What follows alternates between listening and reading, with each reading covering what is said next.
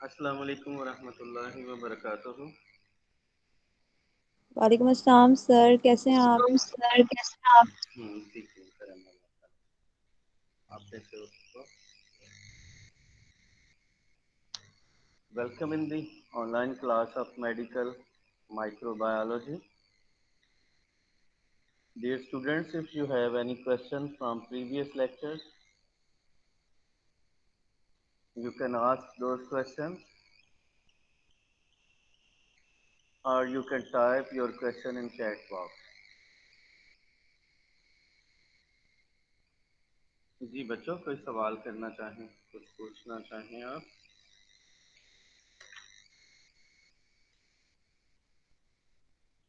Okay, तो हमारा next topic है जिस पे हमें बात करनी है। बहुत ही कॉमन इन्फेक्शन है पाकिस्तान में, स्पेशली इस बैक्टीरिया की वजह से, जो कि हमारा आज का टॉपिक है, माइकोबैक्टीरिया। ग्रुप है बैक्टीरिया का। इसको 5 ग्रुप्स में, माइकोबैक्टीरिया की डिफरेंट स्पीशीज को 5 ग्रुप्स में क्लासिफाई किया जाता है। ऑब्लिगेट पैथोजेंस, लाइक इसमें mycobacterium tuberculosis, mycobacterium leprae and mycobacterium bovis. और यही हमारा आज का टॉपिक भी है कि ऑब्लिगेट माइकोबैक्टीरिया ह्यूमन में क्या डिजीज काज करते हैं। Other than obligate pathogens, skin pathogens हैं, अपॉर्चुनिस्टिक पैथोजेंस हैं, कुछ रेयर पैथोजेंस हैं और कुछ एनिमल पैथोजेंस हैं। ये 5 ग्रुप्स हैं माइकोबैक्टीरिया के। हमारा कंसर्न है ऑब्लिगेट पैथोजेंस के साथ। अब ऑब्लिगेट पैथोजेंस क्या होते हैं? ये वो बैक्टीरिया हैं जो वंस ह्यूमन एक्वायर कर ले तो सूनर और लेटर ये बैक्टीरिया डेफिनेटली डिजीज काज करते हैं। इन 3 बैक्टीरिया में से जो आज हम पढ़ने जा रहे हैं, दैट इज माइकोबैक्टीरियम ट्यूबरकुलोसिस।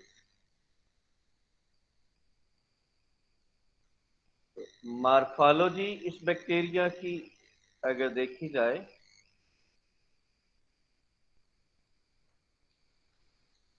तो ये रॉड शेप बैक्टीरिया है, बेसिलाई, कि इसको ट्यूबरकल बेसिलाई का नेम दिया जाता है। और एक जो एडिशनल करेक्टर है इसकी मार्फोलॉजी में, कि ये बैक्टीरिया एसिड फास्ट बैक्टीरिया है, एसिड फास्ट बैक्टीरिया। और इनको स्टेन करने के लिए जील नेल्सन स्टेनिंग का मेथड ऑप्ट किया जाता है, जिससे एसिड फास्ट स्टेनिंग भी कहा जाता है। ग्राम स्टेनिंग से ये स्टेन नहीं होते। और स्टेनिंग पर्पस आप एसिड फास्ट स्टेनिंग यूज करते हैं। जो एडिशनल चीज है इस बैक्टीरिया की मार्फोलॉजी में, कि इसकी सेल वॉल में 60% माइकोलिक एसिड प्रेजेंट है। और इसी ऑर्गेनिक मॉलिक्यूल की वजह से माइकोबैक्टीरियम ट्यूबरकुलोसिस को ग्रैम्स स्टेनिंग से स्टेन नहीं किया जा सकता, इसलिए स्पेशल स्टेनिंग टेक्निक ऑप्ट की जाती है जो कि ज़ील नेल्सन स्टेनिंग है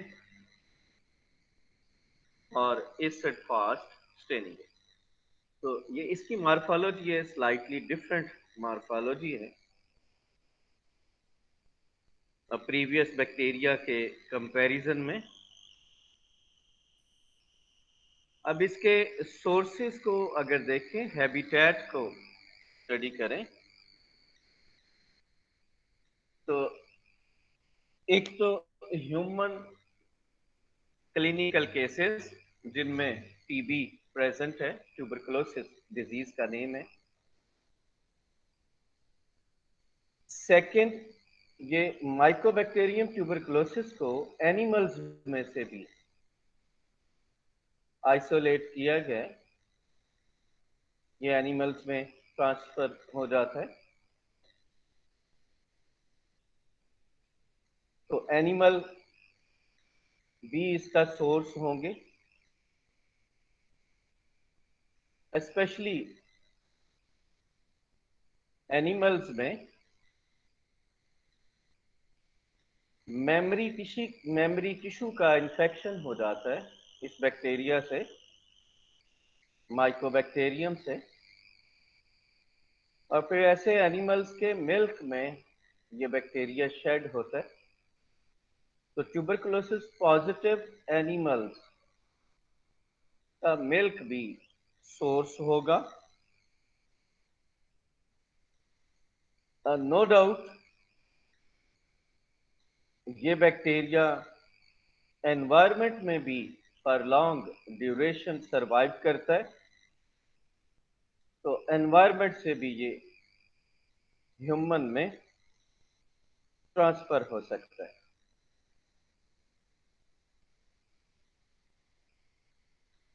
जो इसके रूट्स यूज होते हैं कि किन रास्तों से ये ह्यूमन तक पहुंच जाता है, no doubt the most frequent जो पोर्टल ऑफ एंट्री है, सबसे ज्यादा जिस राउट से ये ह्यूमन में ट्रांसफर होता है, that is inhalation, respiratory system के थ्रू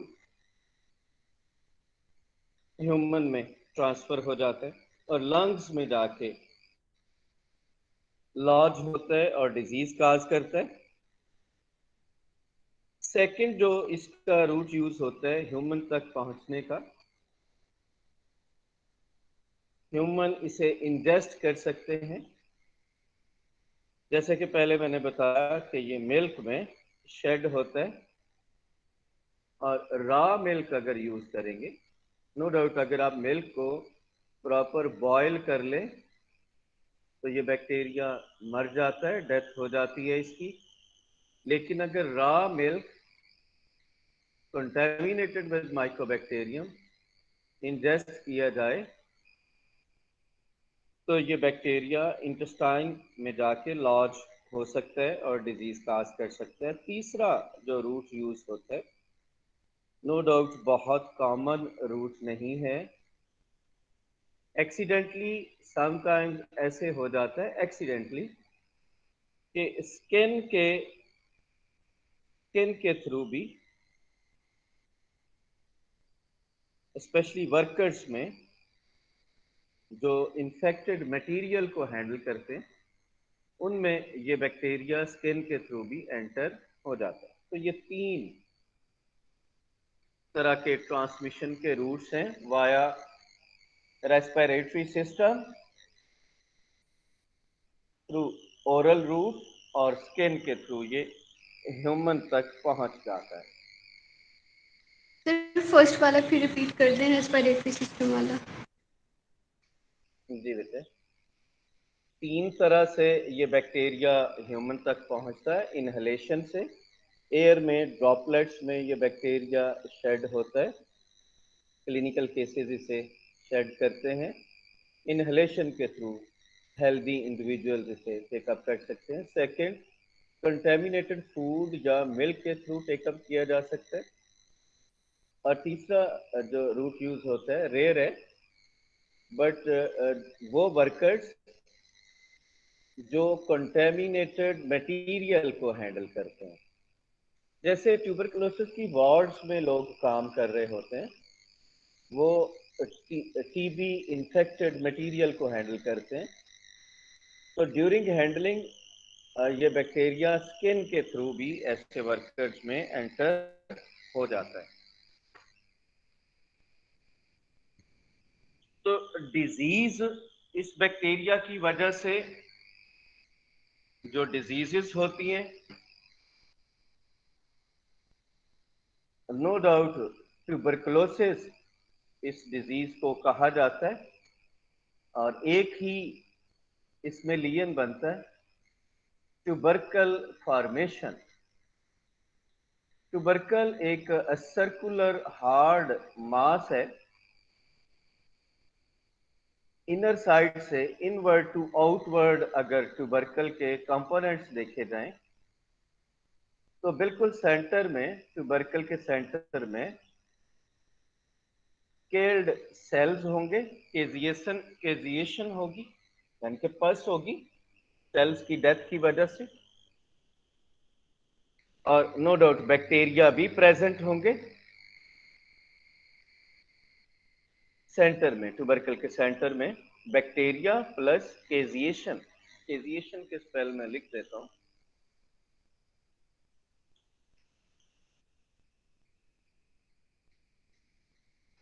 केजिएशन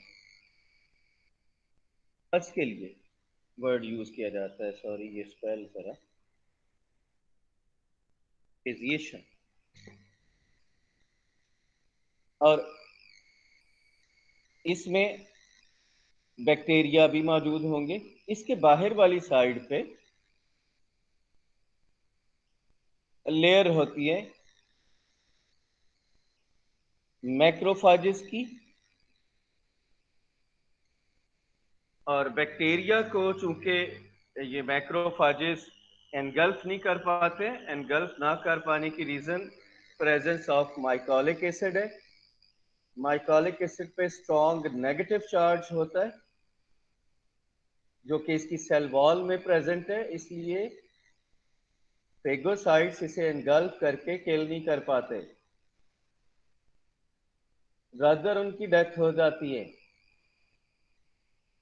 तो मैक्रोफाजेस की लेयर होगी, जॉइंट सेल्स भी प्रेजेंट होंगे। मैक्रोफाजेस अगर एक से ज्यादा कम फ्यूज कर जाएं तो जॉइंट सेल्स बन जाते हैं।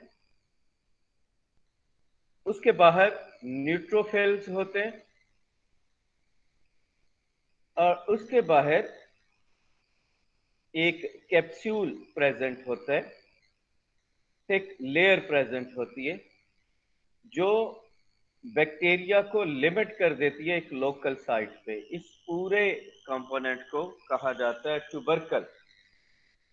तो दोबारा से जरा ट्यूबरकल को सुने कि from inward to outward, centre में पस होगी और बैक्टीरिया होगा, इसके बाहर मैक्रोफाजेस, और कुछ मैक्रोफाजेस फ्यूज करके जाइंट सेल्स की शक्ल में होते हैं, सराउंडेड बाय न्यूट्रोफिल्स। और उसके बाहर ट्यूबरकल का कोट होता है, कैप्सूल बन जाता है जो कि हमारा इम्यून सिस्टम बना देता है, ताकि इस बैक्टीरिया को उस लोकल साइट पे लिमिट किया जा सके। अब जब तक ये कैप्सूल इंटैक्ट रहेगा, बैक्टीरिया इस ट्यूबरकल से बाहर नहीं निकल सकता।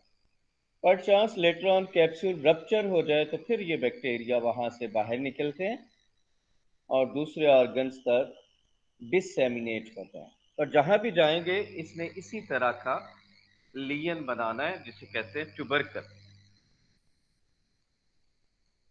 इस डिजीज को दो में क्लासिफाई करते हैं, pulmonary tuberculosis and extra pulmonary tuberculosis.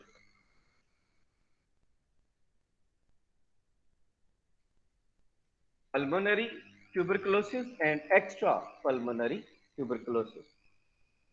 Pulmonary जिसमें लंग्स इन्वॉल्व होते हैं, रेस्पिरेटरी सिस्टम का इंफेक्शन है और प्राइमरीली रेस्पिरेटरी सिस्टम का इंफेक्शन भी ही होता है। एक्स्ट्रा पल्मोनरी के अदर देन रेस्पिरेटरी सिस्टम में ट्यूबरकुलोसिस हो जाए, और हमारी बॉडी के बहुत से ऑर्गन्स हैं जिनमें ट्यूबरकुलोसिस हो जाती है, लाइक बोन्स में हो जाती है, इंटेस्टाइन में हो जाती है, स्किन के थ्रू एंटर हो तो स्किन में हो जाती है, लिम्फ नोड्स में ट्यूबरकुलोसिस हो जाती है।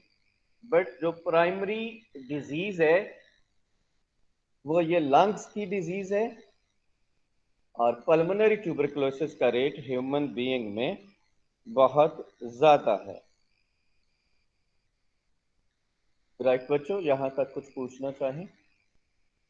अभी तक मैंने आपको बताया कि इसकी मार्फोलॉजी स्लाइटली डिफरेंट है और स्पेसिफिक करैक्टर है कि ये एसिड फास्ट बैक्टीरिया है। ये एक स्पेसिफिक करैक्टर है, इसको स्टेनिंग करने के लिए आपको एसिड फास्ट स्टेनिंग या ज़ील नेल्सन स्टेनिंग को ऑप्ट करना होगा।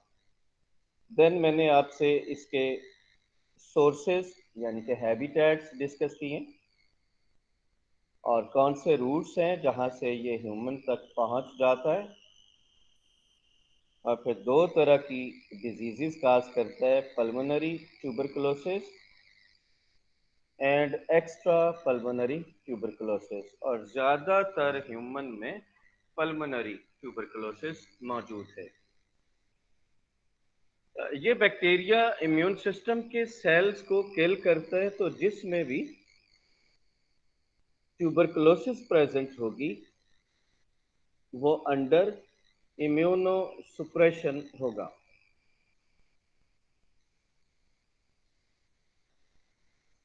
जी बच्चों, कोई सवाल करना चाहें आप,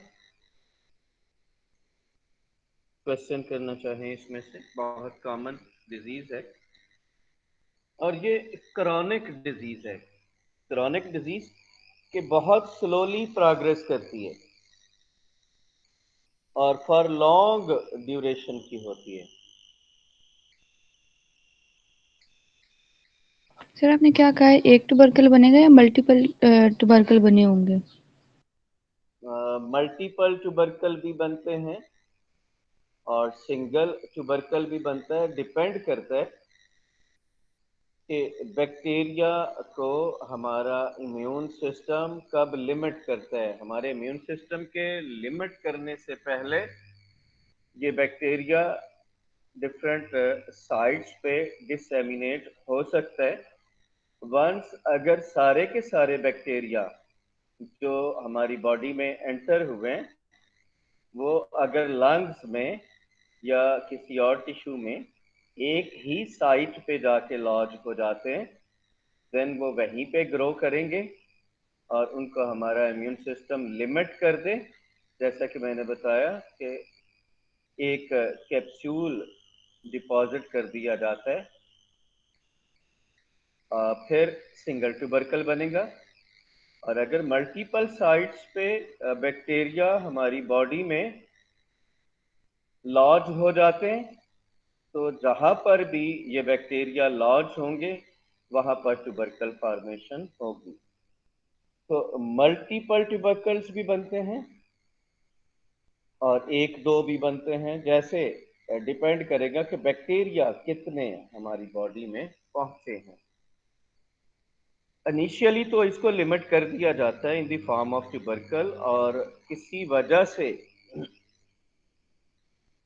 अगर ये ट्यूबरकल रप्चर हो जाए तो फिर ये बैक्टीरिया उसी ऑर्गन में या दूसरे ऑर्गन्स में डिसेमिनेट होते हैं और जहां पर भी जाके लॉज होंगे वहां पर ट्यूबरकल फॉर्मेशन करेंगे। और ये ट्यूबरकल रप्चर कैसे हो जाता है? एक तो इस बैक्टीरिया के क्रॉनिक फॉर्म है, लंग्स के टिश्यू को डिस्ट्रॉय करता है, तो कफिंग इसमें कांस्टेंट फीचर है। और जैसे जैसे लंग्स का टिश्यू डिस्ट्रॉय होता जाता है उसकी प्रोपोर्शन बढ़ती जाती है, तो कफिंग का रेट भी बढ़ता जाता है। तो स्ट्रॉन्ग या विगरस कफिंग के रिजल्ट में ये ट्यूबरकल्स रप्चर हो सकते हैं। एक टाइप के पैरासाइट्स भी लंग्स में इन्फेक्शन काज करते हैं। नेम शायद आपने सुना हो, अदरवाइज आप कम से कम ये नाम जरूर याद रख लें। लंग वर्म्स पैरासाइट्स हैं। लंग वर्म्स ये लिविंग टिश्यू को खाते हैं, लाइव टिश्यू इनकी न्यूट्रिशन है। तो ये लंग्स में मूव करते रहते हैं, माइग्रेट करते रहते हैं वर्म्स। और अगर उस क्लिनिकल केस के लंग्स में ट्यूबरकुलोसिस प्रेजेंट हो तो ये ट्यूबरकल को रप्चर कर सकते हैं। Another as a result of accident, वो व्हीकल के साथ हो सकता है, ह्यूमन टू ह्यूमन फाइट हो सकती है, बंदा गिर जाता है। ऐसे रीजन पे जहाँ ट्यूबरकल्स प्रेजेंट हैं वहाँ पर मैकेनिकली फोर्स के एक्सर्ट होने से भी ये ट्यूबरकल रप्चर हो सकता है। तो ट्यूबरकल अगर रप्चर हो जाए तो फिर ये बैक्टीरिया उसमें से निकलते हैं और उसी ऑर्गन में मल्टीपल साइट्स पे जाके लॉज हो जाते हैं या दूसरे ऑर्गन्स में जाके लॉज होते हैं। सिमिलर फैशन में ग्रो करेंगे, इम्यूनिटी के सेल्स आएंगे, लेकिन वो इसको मार नहीं सकते इम्यूनिटी के सेल्स। तो दैट्स वाई ये बैक्टीरिया जिंदा रहता है। आप अगर याद करें तो मैंने आपको बताया था हाइपर सेंसिटिविटी रिएक्शन की बात की थी मैंने। स्ट्रेप्टोकोकस पायोजेनीज के केस में मैंने डिस्कस किया था। जी फातिमा, फातिमा आप कुछ कहना चाह रहे हैं? नो सर, जस्ट यस किया था कि याद आ गया।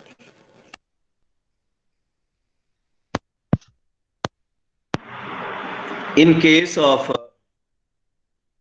ट्यूबरकुलोसिस भी हाइपर सेंसिटिविटी रिएक्शंस ऑपरेट होते हैं। हाइपर सेंसिटिविटी रिएक्शंस की जो टाइप इन एक्शन आती है माइकोबैक्टीरियम के केस में, वो delayed hyper sensitivity type 4 hyper sensitivity reactions होते हैं। Delayed hyper sensitivity type 4 hyper sensitivity reactions हैं। प्राइमरी इन्फेक्शन में तो नहीं होगा, लेकिन जब सेकंड टाइम बैक्टीरिया ट्यूबरकल से निकल के किसी और जगह पे लॉज हो या सेकंड टाइम एक्सपोजर हो जाए पेशेंट का, तो जहां पर ये बैक्टीरिया प्रेजेंट होगा वहां पर हमारे इम्यून सिस्टम के सेल्स रश करके आते हैं, क्योंकि टाइप 4 डिलेड हाइपर सेंसिटिविटी में सेलुलर इम्यूनिटी इन्वॉल्व होती है। तो जिधर भी बैक्टीरिया या बैक्टीरिया की एंटीजन होगी वहां पर सेल्स की अकोमुलेशन हो जाती है और सेल्स की अकोमुलेशन की वजह से हार्ड मास बन जाता है। तो एक ये भी प्रॉब्लम है इसमें कि हमारा इम्यून सिस्टम भी इस डिजीज में रोल प्ले करता है। राइट बच्चों, कुछ पूछना चाहें आप, कोई सवाल करना चाहें?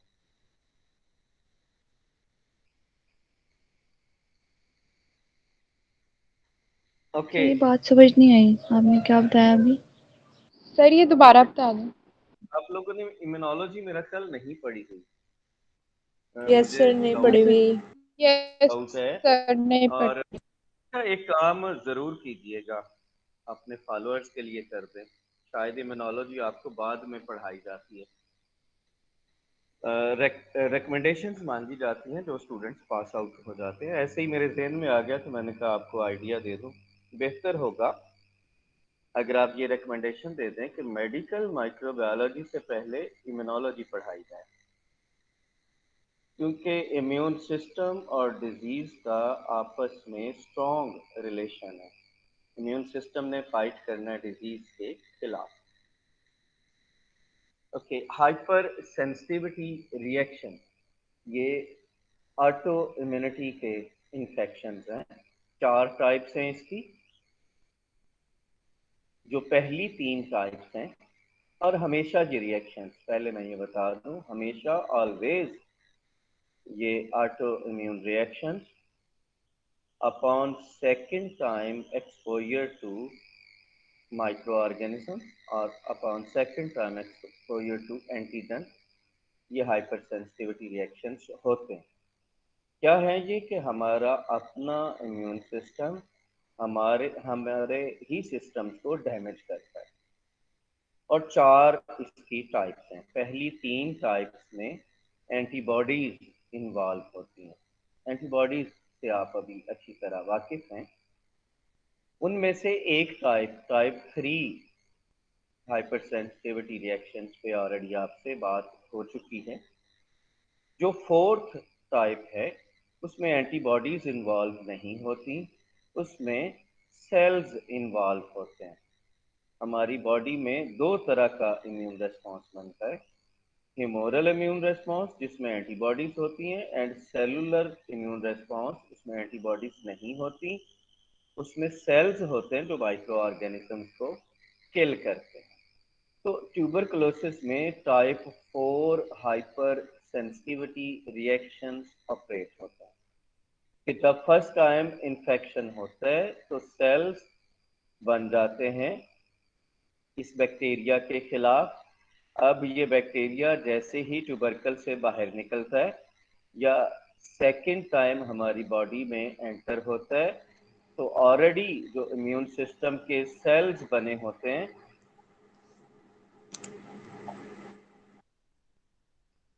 जी सना बेटे आप कोई बात करना चाह रहे हैं? सना सुलेमान, ओके। नो सर, वो गलती से ऑन हो गया था। अच्छा, माइक बंद कर लें आप अपना। जब सेकेंड टाइम एक्सपोजर होता है माइक्रोबैक्टीरियम से, तो ऑलरेडी सेल मीडिएटेड इम्यूनिटी के अंदर जो सेल्स बने होते हैं, किलर सेल्स, लिम्फोसाइट्स होते हैं, ये रश करके बैक्टीरिया तक पहुंच जाते हैं। अब सेल्स उस बैक्टीरिया को मार नहीं सकते। एज अ रिजल्ट क्या होता है कि ग्रैन्युलोसाइट, ये जो लिम्फोसाइट्स हैं जो कि सेल मीडिएटेड इम्यूनिटी सिस्टम का हिस्सा है, वो जहाँ पे बैक्टीरिया होता है वहाँ पे अकमुलेट हो जाते हैं सेल्स जो हैं, और हार्ड मास बन जाता है जहाँ पे ये बैक्टीरिया प्रेजेंट हो।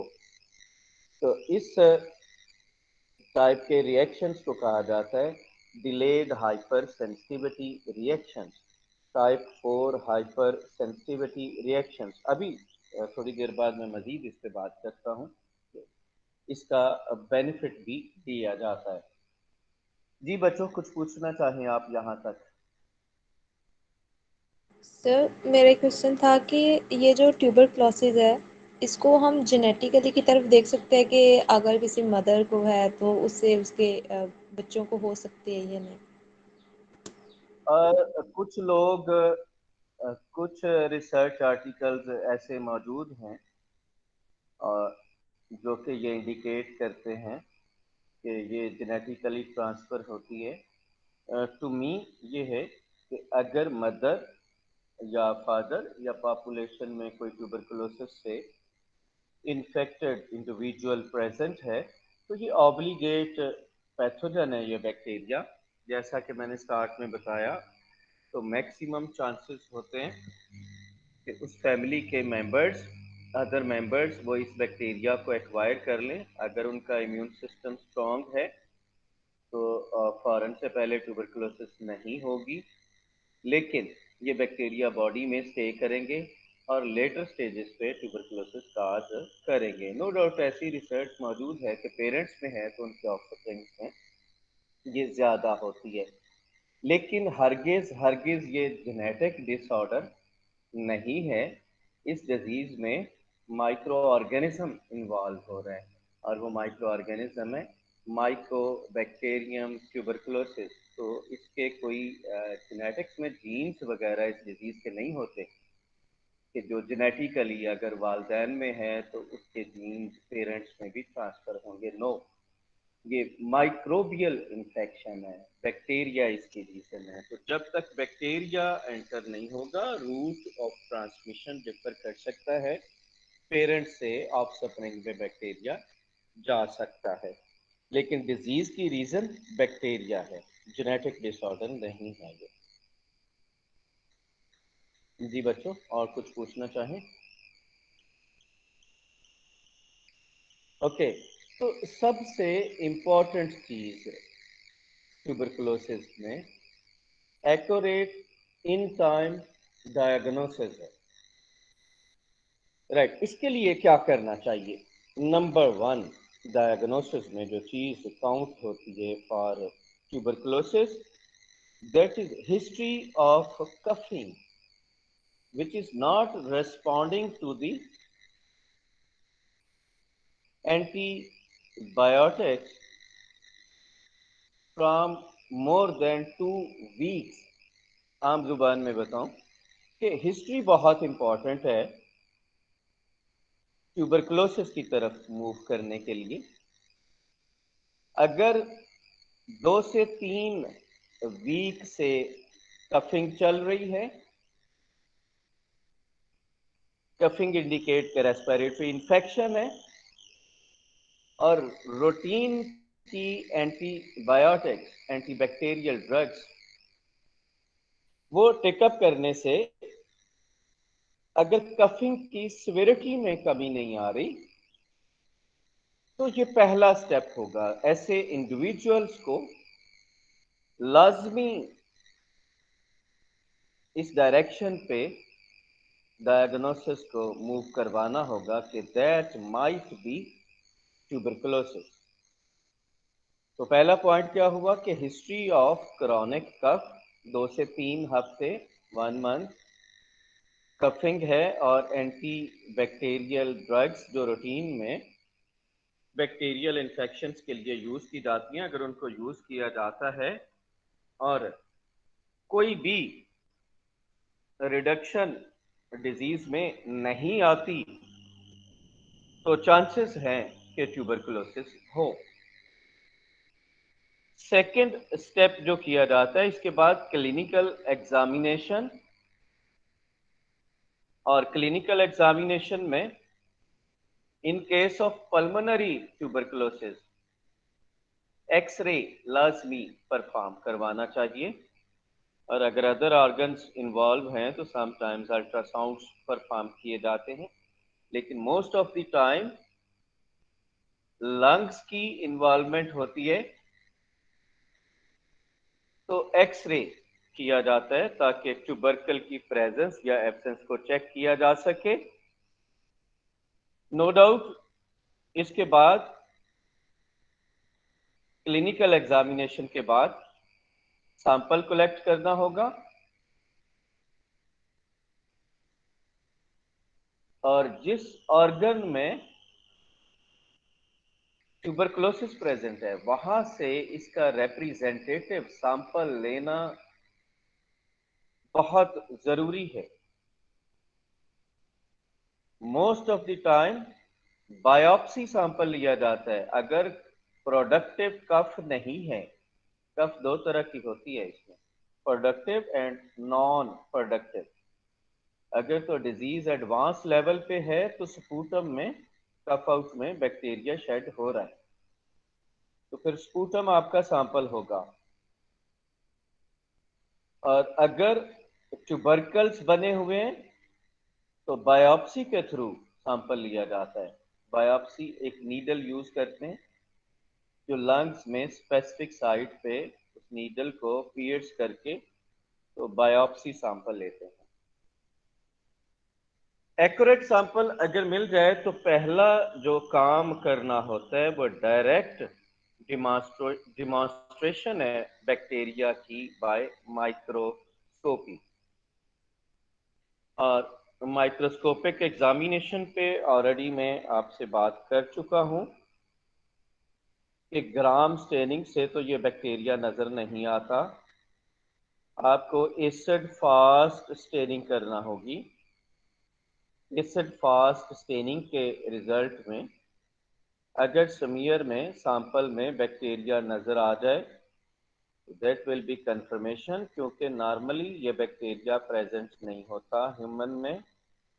अगर ये सैंपल में से माइक्रोस्कोपिक एग्जामिनेशन के रिजल्ट में डिटेक्ट हो जाए तो दैट इज इंडिकेशन कि उसमें ट्यूबरकुलोसिस प्रेजेंट है, उसको पॉजिटिव कंसीडर किया जाएगा। अगर सिर्फ माइक्रोस्कोपिक एग्जामिनेशन के रिजल्ट में, एसिड फास्ट स्टेनिंग के रिजल्ट में ये बैक्टीरिया नजर आ जाता है, उसको पॉजिटिव कंसीडर किया जाता है और ट्यूबरकुलोसिस का ट्रीटमेंट स्टार्ट कर दिया जाता है। माइक्रोस्कोपी की कुछ टेक्निक्स हैं, मैं उनकी डेप्थ में नहीं जाता हूं क्योंकि आप न्यूट्रिशन के लोग हैं। तो मोस्ट इम्पॉर्टेंट चीज़ है कि सैंपल पे माइक्रोस्कोपिक एग्जामिनेशन करवाया जाए, इफ प्रेजेंट तो ट्रीटमेंट स्टार्ट कर देना चाहिए। सेकेंड नंबर पे अगर स्मीयर पॉजिटिव है, माइक्रोस्कोपी इंडिकेट कर रही है कि ये ट्यूबरकुलोसिस पॉसिबल है और एक्सरे भी यही बता रहा है कि ट्यूबरकल्स बने हुए हैं, तो फिर इस बैक्टीरिया को कल्चर किया जा सकता है। और ये बहुत स्लो ग्रोइंग बैक्टीरिया है। एक मीडिया, सिलेक्ट मीडिया इसके लिए यूज किया जाता है। बहुत ज्यादा मीडिया के नेम तो नहीं बताता मैं, इस मीडिया का नेम जरूर लिख लें, लेवेंस्टीन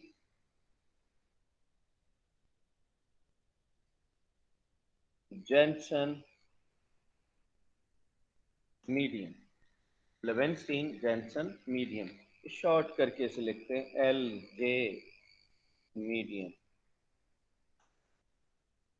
मोस्ट ऑफ द लैब्स में लेवेंस्टीन जेनसन मीडियम को यूज किया जाता है। एक और मीडिया भी यूज होता है ड्यूबॉस मीडियम, लेकिन लेवेंस्टीन जेनसन LJ मीडियम ज्यादा यूज होता है।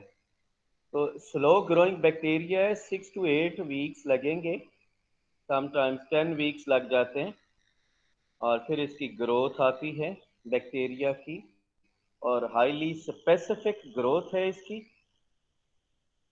रूटीन की लैब में कल्चर नहीं करना चाहिए, जहां पर बायोसेफ्टी की प्रोविजंस हैं वहां पर इस बैक्टीरिया को कल्चर करना चाहिए। अदरवाइज चांसेस आर देयर कि ड्यूरिंग कल्चर जब आप बैक्टीरिया को ग्रो करेंगे तो जितने लोग भी वहां पे काम कर रहे हैं वो एट रिस्क हो सकते हैं। अगर आपकी लैब में बायोसेफ्टी की प्रोविजन नहीं है तो इस बैक्टीरिया को कल्चर नहीं करना चाहिए। देयर आर अदर टेस्ट जिनसे आप इस बैक्टीरिया को आइडेंटिफाई कर सकते हैं और इसका ट्रीटमेंट भी ले सकते हैं। कल्चर के बाद पुराने जमाने में एनिमल इनोकुलेशन टेस्ट भी परफॉर्म किए जाते थे, अब परफॉर्म नहीं करते हैं। क्यों नहीं परफॉर्म करते? कि ये बैक्टीरिया एनिमल में गिनी पिग को यूज किया जाता था। गिनी पिग लैब एनिमल है, गिनी पिग, उसमें इंजेक्ट किया जाता था, एनिमल पैथोजेनिसिटी डिटरमिन की जाती थी। लेकिन अब इसको डिस्करेज किया जाता है, क्योंकि एनिमल्स में जब बैक्टीरिया को आप इंजेक्ट करेंगे उसमें ग्रो करेगा तो इसके स्प्रेड होने के चांसेस भी बढ़ जाते हैं अगर आपकी लैब्स की रिक्वायरमेंट्स इंटरनेशनल स्टैंडर्ड के मुताबिक नहीं है। तो इस ईरा में जो डायग्नोसिस है ट्यूबरकुलोसिस का, उसको इक्विप कर दिया गया है with latest techniques. Automatic systems हैं जो अवेलेबल हैं, जस्ट आपको सैंपल उन सिस्टम्स में ऐड करना होता है और आपको शॉर्ट ड्यूरेशन में रिजल्ट मिल जाता है। अगेन वही लैब्स परफॉर्म कर सकेंगी जहां पर ये फैसिलिटीज अवेलेबल हैं। पहला काम तो वही है कि सैंपल में से माइक्रोस्कोपिक एग्जामिनेशन कर लिया जाए। दूसरा, आइसोलेशन कर लें। तीसरा काम, एनिमल इनोकुलेशन कर लें, इफ पॉसिबल किया नहीं जाता। और एक टेस्ट परफॉर्म करते हैं इसमें, ट्यूबरकुलिन टेस्ट। ये वो टेस्ट है जो डिलेड हाइपरसेंसिटिविटी की बेस पे किया जाता है कि जिस भी क्लाइंट में ट्यूबरकुलोसिस प्रेजेंट होगी उसमें सेल मीडिएटेड इम्यूनिटी के सेल्स जो हैं, सेलुलर इम्यून रिस्पांस के सेल्स में मेमोरी प्रेजेंट होती है, सेल्स सेंसिटिव होते हैं ऑलरेडी। और ट्यूबरकुलिन में क्या करते हैं कि माइकोबैक्टीरियम प्रोटीन है, आप इसको पीपीडी के नाम से जानते होंगे, प्योरीफाइड प्रोटीन डेरिवेटिव्स। ये प्रोटीन्स हैं जो माइकोबैक्टीरियम की वॉल में प्रेजेंट होती हैं, वहां से इन्हें प्योर कर लिया जाता है प्रोटीन्स को, माइकोबैक्टीरियम को। और ट्यूबरकुलोसिस से जो प्रोटीन प्योर की जाती है उसे कहते हैं ट्यूबरकुलिन। इसको फिर ह्यूमन की स्किन के अंदर इंट्राडर्मली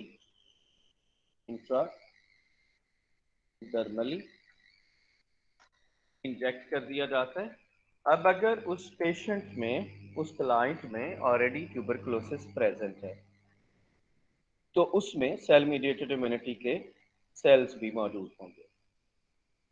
जहां पर आप माइकोबैक्टीरियम की ये प्योरीफाइड प्रोटीन डेरिवेटिव इंजेक्ट करेंगे, उस साइट पे सेल्स रश करके आ जाएंगे और एक स्वेलिंग आ जाती है जो कि हार्ड होती है क्योंकि वहां पर सेल्स अकमुलेट होते हैं।